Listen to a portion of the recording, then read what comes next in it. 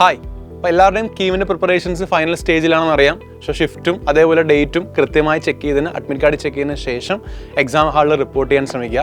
So exam ഹാളിലേക്ക് report ചെയ്യുമ്പോൾ ശ്രദ്ധിക്കേണ്ട വളരെ പ്രധാനപ്പെട്ട കാര്യങ്ങളാണ് ഈ വീഡിയോയിലൂടെ കൺവേ ചെയ്യാൻ ഉദ്ദേശിക്കുന്നത്. നിങ്ങൾക്കറിയാം, കഴിഞ്ഞ വർഷം മുതൽ കീം എന്ന് പറയുന്നത് ഒരു കമ്പ്യൂട്ടർ ബേസ്ഡ് ടെസ്റ്റാണ്. ഈ വർഷവും CBT തന്നെയാണ്. അപ്പം നിങ്ങൾക്ക് അലോട്ടഡ് ആയിട്ടുള്ള സമയത്തിന് ഒരു 2 മണിക്കൂർ മുമ്പെങ്കിലും നിങ്ങൾ എക്സാം ഹാളിൽ ആ ഒരു ടൈം ഗ്യാപ്പിന് ഒരു ഗ്യാപ്പ് വേണം. അതായത് നിങ്ങളുടെ റിപ്പോർട്ടിംഗ് ടൈം എത്രയാണോ അതിന് ഒരു 2 hours മുമ്പെങ്കിലും എത്തിച്ചേരാൻ ശ്രമിക്കണമെന്നാണ് ശരിക്കും നമ്മുടെ പ്രോസ്പെക്ട്സിൽ പറയുന്നത്. മാക്സിമം ആ ഒരു ടൈം ഗ്യാപ്പിൽ തന്നെ എന്ത് ചെയ്യാൻ ശ്രമിക്കുക, എത്തിച്ചേരാൻ ശ്രമിക്കുക. ഇനി എക്സാം ഹാളിലേക്ക് പ്രവേശിക്കുന്നതിന് മുമ്പായിട്ട് നിങ്ങളുടെ ഒരു ഫേഷ്യൽ റെക്കഗ്നിഷൻ ടെസ്റ്റ് ഉണ്ടായിരിക്കും. അതായത് നിങ്ങളുടെ ഫേസ് അവരൊന്ന് സ്കാൻ ചെയ്യും. അതേപോലെ തന്നെ നിങ്ങളുടെ ഫോട്ടോ, ദാറ്റ് ഈസ് നിങ്ങളുടെ ഫോട്ടോ ID, നിങ്ങളുടെ വാലിഡ് ആയിട്ടുള്ള ഫോട്ടോഗ്രാഫുള്ള ഫോട്ടോ ID, ആധാർ കാർഡ് ആവാം, 12ാം ക്ലാസ്സിൽ അഡ്മിറ്റ് കാർഡ് ആവാം, പാസ്പോർട്ട് ആവാം, ഇങ്ങനെയുള്ള പല ഡോക്യുമെൻറ്റ്സും അവർ പറയുന്നുണ്ട്. അത് നിങ്ങൾ അവിടെ കാണിക്കണം. അതിനുശേഷം നിങ്ങൾക്ക് കൃത്യമായ ഒരു അലോട്ടഡ് സ്ക്രീൻ കാണും. ഒരു കമ്പ്യൂട്ടർ സ്ക്രീനിലേക്കായിരിക്കും നിങ്ങൾ അലോട്ട് ചെയ്യുക. സോ അത് നിങ്ങളുടെ പ്രോപ്പറായിട്ട് നിങ്ങളുടെ ഡിസ്പ്ലേയിലുള്ള സ്ക്രീനും അലോട്ടഡ് സ്ക്രീൻ നമ്പറും ശരിയാണോ എന്നൊക്കെ ഒന്ന് ചെക്ക് ചെയ്ത് നോക്കണം. ഇതിൻ്റെ അതേ നമ്പർ തന്നെയുള്ള കമ്പ്യൂട്ടർ സിസ്റ്റമാണ് എന്നൊക്കെ ഒന്ന് ചെക്ക് ചെയ്യുക. അല്ലെങ്കിൽ നിങ്ങൾക്ക് ഇൻവിജിലേറ്ററിനോട് പറയാം.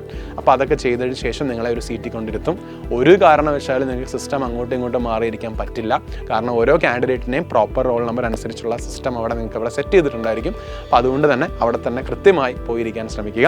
പിന്നെ ഒരു കാര്യം അവർ പ്രത്യേകം പറയുന്നുണ്ട്, the candidates are permitted to bring only admit card കൊണ്ടുവരണം. അതായത് അഡ്മിറ്റ് കാർഡ് ബ്രിങ് ചെയ്യണം. അതിനുശേഷം കൊണ്ടുവരേണ്ടത് ഒരു ഓതറൈസ്ഡ് ഫോട്ടോ ID ആണ്. അതേപോലെ തന്നെ ഒരു simple transparent ball point pen, ഒരു പേന, അതായത് നമ്മുടെ ഗ്ലാസ് ഡിസ്പ്ലേ ആയിട്ടുള്ള, ഒന്നും വെക്കാനൊന്നും പാടില്ല. ഗ്ലാസ് ഡിസ്പ്ലേ ആയിട്ടുള്ള ഒരു സാധാ പേനയും വേണം. ഒരു സാധാ നിങ്ങൾ ഉപയോഗിക്കാറുള്ളൊരു പേന, ട്രാൻസ്പെറൻ്റ് ആയിരിക്കണമെന്ന് മാത്രം. അങ്ങനെ ഒരു പേനയും ഒരു ഫോട്ടോ ID. അതിപ്പോൾ ഫോട്ടോ ID യെക്കുറിച്ച് പറഞ്ഞപ്പോൾ ഒരു പ്രത്യേകം പറയുന്നുണ്ട്. പാൻ കാർഡ് ആവാം, ഡ്രൈവിംഗ് ലൈസൻസ് ആവാം, വോട്ടർ ID ആവാം, 12ാം ക്ലാസ്സിലെ അഡ്മിറ്റ് കാർഡ് ആവാം, രജിസ്ട്രേഷൻ അല്ലെങ്കിൽ പാസ്പോർട്ട് ആവാം, ആധാർ കാർഡ് ആണെങ്കിൽ ആധാർ കാർഡിൽ ഫോട്ടോ വേണം. ഇങ്ങനെയുള്ള ഏത് ID വേണമെങ്കിലും നിങ്ങൾക്ക് എന്ത് ചെയ്യാം, കൊണ്ടുവരാം. അപ്പോൾ ഈ 3 കാര്യങ്ങൾ മാത്രമേ അഡ്മിറ്റ് കാർഡും ബോൾ പോയിൻറ്റ് പെയിനും ID കാർഡും, ഈ കാര്യങ്ങൾ മാത്രമേ നിങ്ങൾ എക്സാം ഹാളിലേക്ക് കൊണ്ടുവരാൻ പാടുള്ളൂ. അതായത് നിങ്ങൾക്ക് കണക്കുകൾ ചെയ്ത് നോക്കാനുള്ള റഫ് ഷീറ്റ് നിങ്ങളുടെ എക്സാം ഹാളിൽ അവിടെ ഇൻവിജിലേറ്റേഴ്സ് പ്രൊവൈഡ് ചെയ്യുന്നതാണ്. പറഞ്ഞില്ലെങ്കിൽ വേഗം ഹാൻഡ് റൈസ് ചെയ്യുക, അവിടെ പറയുക ഇന്ന സാധനം എനിക്ക് വേണമെന്ന് പറയുക, അവരത് എത്തിച്ചു തരും. അതായത് എനിക്ക് റഫ് പേപ്പർ കിട്ടിയിട്ടില്ല, അത് കിട്ടിയില്ലെങ്കിൽ ജസ്റ്റ് കൈപൊക്കി അത് പറയുക. അത്രയാണ് അവിടെ കമ്മ്യൂണിക്കേഷൻ രീതിയിൽ പറയേണ്ട ഒരു കാര്യം. പിന്നെ ഒരു കാര്യം പ്രത്യേകം ശ്രദ്ധിക്കണം, pencil, erasers, papers, books, note, log table, calculator, scientific calculator, ഇതൊന്നും കയ്യിൽ വെക്കാൻ പാടില്ല, എവിടെയും കയ്യിൽ സൂക്ഷിക്കാൻ പാടില്ല. ഇതൊക്കെ നിങ്ങളുടെ കാൻഡിഡേറ്ററിനെ ഇതാക്കാനുള്ള ഒരുപാട് സാധ്യതകളുള്ളതാണ്. അപ്പോൾ ഇതൊന്നും എക്സാം ഹാളിലേക്ക് കൊണ്ടുപോകാൻ പാടില്ല. ഇനി അഥവാ കയ്യിലെടുത്തിട്ടുണ്ടെങ്കിൽ പുറത്ത് ബാഗിലെടുത്ത് വയ്ക്കാൻ ശ്രമിക്കുക. അതും ശ്രദ്ധിക്കേണ്ട കാര്യമാണ്.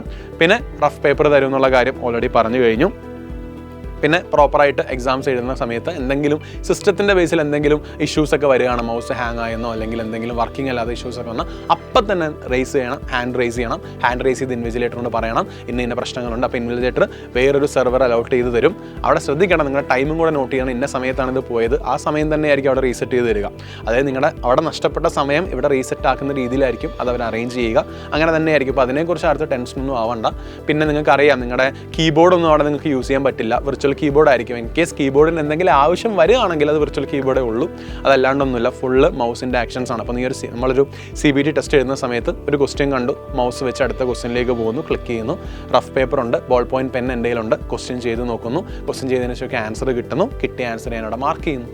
അടുത്തത് നമുക്ക് അങ്ങനെ ഓരോ ക്വസ്റ്റ്യൻസ് മാർക്ക് ചെയ്ത് സേവ് ചെയ്ത് പോവുക എന്നുള്ളതാണ് നിങ്ങൾ ചെയ്യേണ്ട കാര്യം.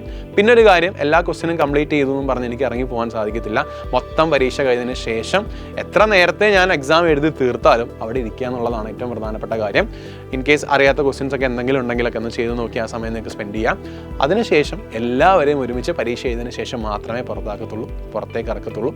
അതും ശ്രദ്ധിക്കണം. അപ്പം ഒരുപാട് ടെൻഷനൊന്നും ആവാതെ പ്രോപ്പറായിട്ട് ഇതായിട്ട് പോവുക. അപ്പം കയ്യിൽ അഡ്മിറ്റ് കാർഡും അതേപോലെ തന്നെ ട്രാൻസ്പെറൻ്റ് ആയിട്ടുള്ളൊരു പേനെ കയ്യിൽ വെക്കുക, ID കാർഡ് കയ്യിൽ വെക്കുക. വെള്ളം എന്തെങ്കിലും ആവശ്യമൊക്കെ ഉണ്ടെങ്കിൽ ഇൻവിജിലേറ്ററിനോട് പറയാം. അത് നിങ്ങൾ എക്സാം ഹാളിൽ ചെന്നിട്ട് അവിടുത്തെ ഒരു കണ്ടീഷൻ അനുസരിച്ച് നിങ്ങൾക്ക് മനസ്സിലാക്കാവുന്നതേ ഉള്ളൂ. പരീക്ഷ ഹാളിൽ ചെന്ന് കഴിയുമ്പം അവിടെ കൂടെ എഴുതാൻ പോകുന്ന പരീക്ഷാർത്ഥികളൊക്കെ നിങ്ങൾക്ക് കാണുമല്ലോ. അപ്പം വെള്ളത്തിൻ്റെ കാര്യങ്ങളൊക്കെ അവരോട് ഡീറ്റെയിൽ ആയിട്ട് പറയും. ചിലപ്പോൾ അത് ഓരോ പരീക്ഷാ ഹാളുകൾ തമ്മിൽ ചിലപ്പോൾ ഡിഫറൻസ് ഉണ്ടാവാം. അപ്പം അതൊക്കെ നിങ്ങൾക്ക് അവിടെ ചെന്ന് നോക്കാവുന്നതാണ്. ഇപ്പോൾ ഈ 3 കാര്യങ്ങൾ പ്രധാനമായിട്ടും കയ്യിൽ വെക്കാൻ ശ്രമിക്കുക. ബാക്കിയെല്ലാം ഹാളിന് പുറത്ത് വയ്ക്കാൻ ശ്രമിക്കുക. കമ്പ്യൂട്ടർ ബേസ്ഡ് ടെസ്റ്റ് എന്ന് പറഞ്ഞാൽ ഈ പറഞ്ഞ പോലെ ഒരുപാട് പേടിച്ച് അങ്ങനെ എഴുതേണ്ട പരീക്ഷ എന്നുള്ള നമ്മൾ സാധാരണ നോർമൽ എക്സാം എഴുതുന്ന പോലെ തന്നെയാണ്. ആകെ വ്യത്യാസം റഫ് പേപ്പറിൽ ചെയ്യുന്നു, കമ്പ്യൂട്ടർ ക്ലിക്ക് ചെയ്യുന്നു എന്നുള്ളത് മാത്രമാണ്. കുറച്ചും കൂടെ സേഫർ ആയിട്ടുള്ള റെക്കോർഡ് റെസ്പോൺസ് ആണ് ശരിക്കും കമ്പ്യൂട്ടർ ബേസ്ഡ് ടെസ്റ്റിൻ്റെ ഏറ്റവും വലിയ റിസൾട്ട് എന്ന് പറയുന്നത്. പെട്ടെന്ന് റിസൾട്ട് കിട്ടും എന്നുള്ളതും കമ്പ്യൂട്ടർ ബേസ്ഡ് ടെസ്റ്റിൻ്റെ മറ്റൊരു അഡ്വാൻറ്റേജ് ആണ്. അപ്പോൾ അതൊക്കെ മനസ്സിലാക്കി പഠിച്ച് അടിപൊളിയായിട്ട് പരീക്ഷ എഴുതാൻ ശ്രമിക്കാം. All the very best. Thank you so much.